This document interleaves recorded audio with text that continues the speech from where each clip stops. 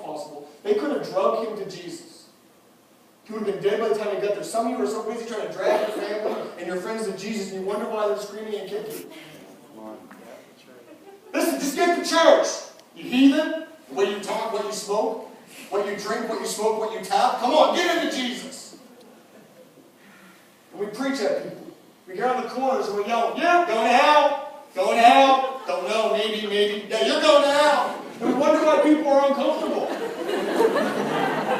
You think crazy tunnels are uncomfortable?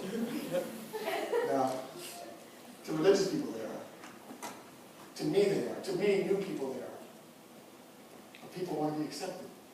And these men didn't make it uncomfortable. So how can we make this as easy as possible for our friend? He's suffering enough. He's in enough need. He says they lifted up and they bore the weight. I can see these men going, you get on that side, and I'll get on this side. I'll meet you in the corner. And we'll pick up our friend and we'll bring him to Jesus.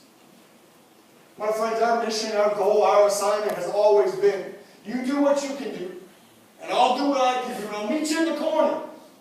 And we'll meet the corners and we'll carry a generation and a city and a school that is in need, that is in trouble, that is down and out, to a God that is able, to a God that is loving, to a God that will help them. If we can get past our self-obsession and understand the power in the name of Jesus and the life of Jesus, somebody has got to step in and meet each other in the corner. You grab that side, and I'll grab this side, and we'll cover the corners together. Listen, you grab your side of the mat, and I'll grab mine, and we'll meet together. And we have seen in the last 5 years a generation starting to come to a Jesus that is able. But there is more to be done. Bigger than a room, it's bigger than a church. It's a movement. And some of you are engaging and others walk by. But we will continue to challenge. You can't do everything, but you can do something. Can't do everything. I challenged one of our leaders who was amazing. I'm like, you can't do everything. Just do something. Challenge us tonight, are we doing anything? Shiloh is a story of people lifting one side and meeting each other in the corners of helping a generation. This room, this movement, this service, this whatever this is a story of people saying, I don't know what I can do. I don't know if I can do this or that, but I can do this. I can do this one thing well. And you grab your end, and you take that weight, and I'll take this weight, and we'll meet in the corner, and we'll carry someone to Jesus. I can tell you the story about Frank tonight. Frank works our soundboard. He doesn't say much. Frank, week in and week out, lifts his side of the weight. If you ask Frank, he wouldn't say this because he's not that guy. You ask Frank how he's doing, he has one word all the time. How you doing, Frank? Good. I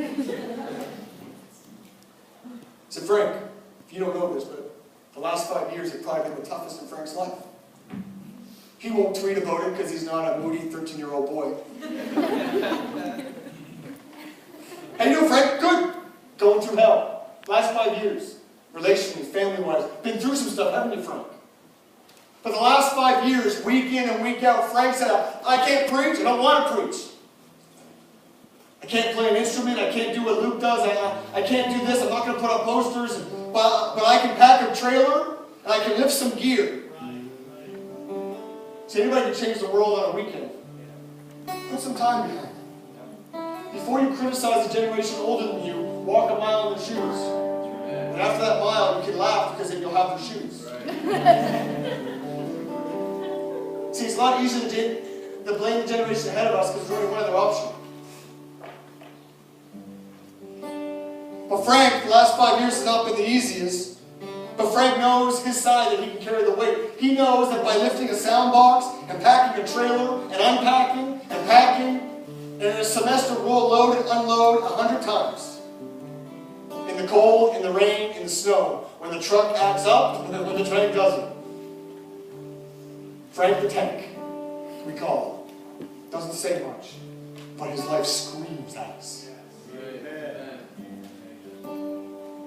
And if Frank was so given, he would say it like this. I'll do my part. You get up there and shoot your face off somewhat well. And I'll meet you in the corner. And every week, some people see a sound man. I see someone lifting a side and bringing someone to Jesus.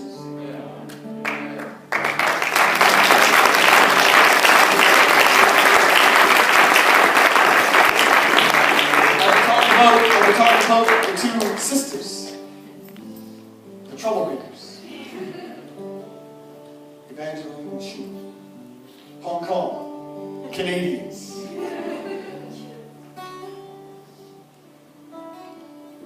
What you may not know about them is these beautiful young ladies, but they actually serve in their church on Sundays, the Chinese church, right?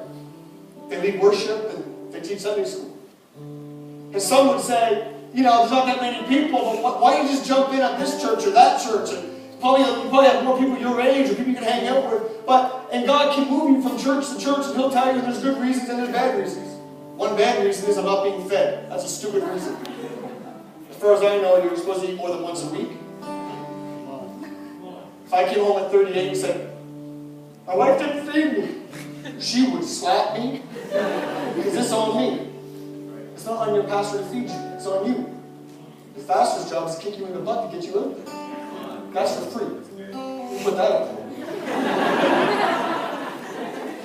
But these two girls, week in and week out, on Sunday morning, go where there's no fanfare, there is no Twitter account that I know of, there is no Instagram, there is no crazy tunnel, there is no amazing worship, if I could be so bold. But they say, there's people here that matter. There's people that this is where they belong, and this is their language, and this is their home. And we have much given, but there's much required, and they step in every Sunday. And they teach Sunday school, and it's not been easy. No parents, no family. Job, school, finances. Fighting loneliness, right? Fighting, wishing their family was around. Wishing things were easier. But a part of them understand that the weight they carry would bring someone. Then they come here on Friday nights. And you don't see it. But in their little stilettos and their kidneys, they start carrying heavy sandbags to our truck. Because this gear doesn't automatically go up by itself. There's a lot of stairs, especially at SMU. See that. And these pretty little girls that people wouldn't see come in here and they start lifting things that a lot of guys walk past.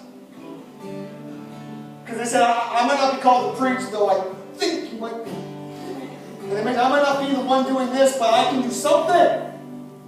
Pastor Mike, I'll meet you in the corner. Frank, you grab that side. Pastor Mike, you grab that side. Luke, you grab that side. And we'll meet you in the corner. Because we know the need is there, but we know God is able. Yes. Listen, there are more stories to be told in this room. Right, come on. I love this. It says this in verse 12. Jesus said, "Arise."